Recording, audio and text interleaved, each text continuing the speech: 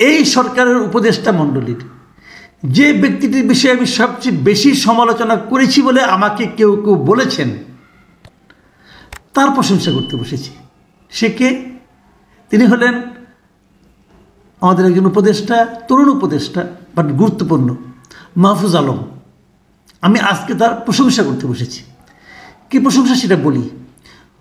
উনি আজকে একটা ফেসবুকে স্ট্যাটাস দিয়েছেন।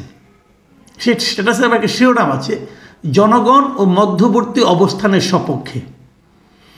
এই স্ট্যাটাসটা দিয়েছেন, এখানে উনি অনেকগুলি কথা বলেছেন যে উনি যে আসলে মাস্টার মাইন্ড না, এবং মাস্টার মাইন্ড যে বলা কাউকে ঠিক না এটা বলেছেন, অথবা তৌহিদি জনতা বলাতে কে কে রাগ করেছেন সে সম্পর্কে বলে। এটা আমি একটু পড়ব। পড়ার আগে আমি একটু বলে নিই আপনাদেরকে যে এই স্ট্যাটাসটা আসলে পূর্ববর্তী দুটো স্ট্যাটাসের আমার বিবেচনায় ধারাবাহিকতা। এর আগে উনি দুটো স্ট্যাটাস দিয়েছিলেন। সেই দুটোর একটা ছিল 10 তারিখে আর একটা ছিল 11 তারিখে। 10 তারিখের স্ট্যাটাসটা বেসিক্যালি হয়েছিল, আপনাদের মনে আছে বইমেলায় একটা ঝামেলা হয়েছিল একটা বইকে কেন্দ্র করে। একটা বইকে কেন্দ্র করে একটা স্টলকে বন্ধ করে দেওয়া হয়েছিল। তৌহিদি জনতা নামধারী কিছু লোক যে সেই স্টলটাকে বন্ধ করে দিয়েছিল, সেখানে তসলিমা নাসরিনের বই বিক্রি হচ্ছিল বলে। এই প্রেক্ষিতে কিনা আমি জানি না, এই ঘটনার পরপরই মাহফুজ আলম সাহেব একটা স্ট্যাটাস দিয়েছিলেন 10 তারিখে, এবং ওটা পড়ে আমি আসলে একটু বিস্মিত হয়েছিলাম। আমার কাছে খুব ভালো লেগেছিল। আমি আসলে ভাবতেই পাইনি উনি এরকম স্ট্যাটাস দেবেন। উনি লিখেছিলেন, আমি আপনাদেরকে পড়ে শোনাই, এই স্ট্যাটাসটা আমি পুরোটাই পড়বো আপনাদের কাছে।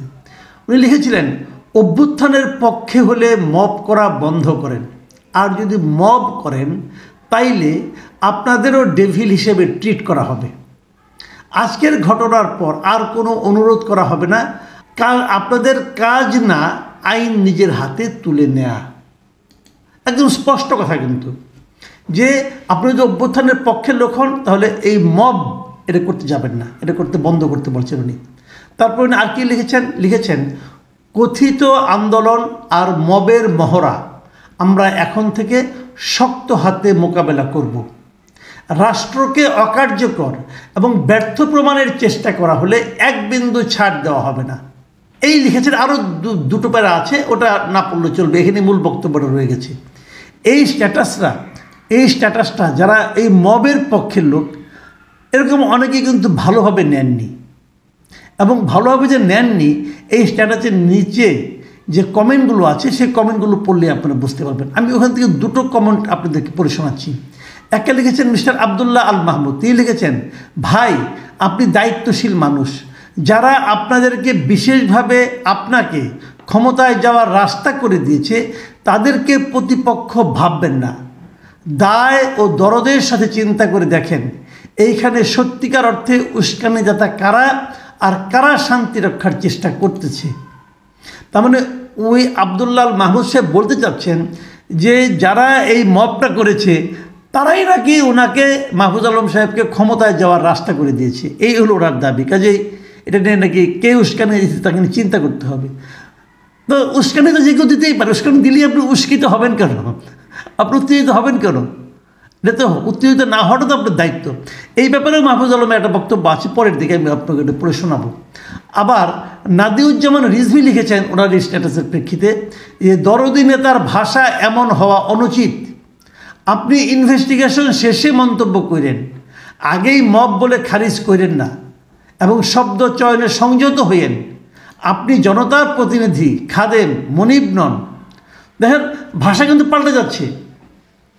মানে মাহফুজ আলম সাহেব যে কথাটা বলেছেন এর মধ্যে ভুল কী পেয়েছেন আপনারা আমি জানি না, আমি কিছু পাইনি।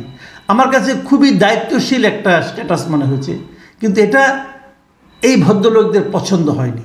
তারা ক্ষিপ্ত হয়ে গেছেন এবং তারা এটা নিয়ে নানা ধরনের কথা বলছেন। আচ্ছা, ঠিক তার পরের দিন 11 ফেব্রুয়ারি মাহফুজ আলম সাহেব আরেকটা স্ট্যাটাস দিয়েছেন। সেখানে উনি কী লিখেছেন, তৌহিদি জনতা নামে আপনারা যারা নিজেদের পরিচয় দেন তাদের আমি হুমকি দিইনি, সতর্ক করেছি। কেন করেছি? গত 15 বছর নিপীড়ন সহ্য করে এবং গণ অভ্যুত্থানে ভূমিকা রেখে সকল নাগরিকদের মতোই আপনারা একটি জাতীয় সম্ভাবনা হাজির করেছেন, কিন্তু মব সংস্কৃতির কারণে তা ভুলণ্ঠিত হচ্ছে। এক্ষেত্রে আপনাদেরকেই এই সম্ভাবনা রক্ষা করতে হবে।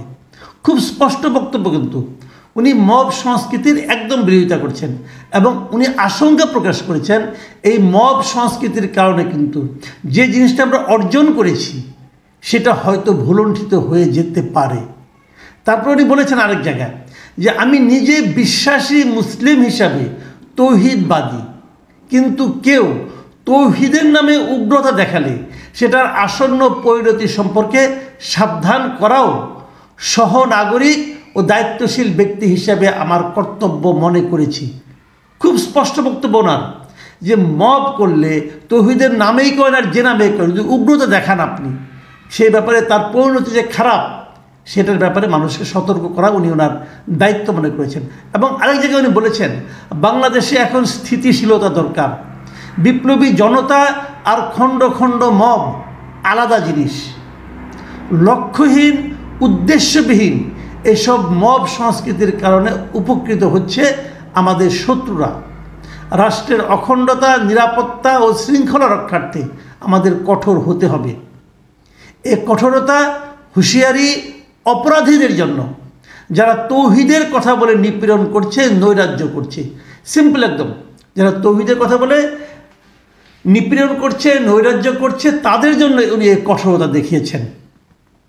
এবং উনি শেষে আরেকটা কথা বলছেন পুনশ্চ দিয়ে, এই 11 তারিখের স্ট্যাটাসে উনি বলেছেন ব্যক্তি আক্রমণ, খুব গুরুত্বপূর্ণ, এটা মন দিয়ে শুনেন আপনারা, ব্যক্তি আক্রমণ, ব্যক্তিগত বিশ্বাস নিয়ে আক্রমণ বা সন্দেহ তৈরি, পরিবারের সদস্যদের হুমকি বা বেইজ্জতি ইত্যাদি কাজগুলো নবীজির অনুসারী হিসাবে সবার পরিত্যাগ করা উচিত।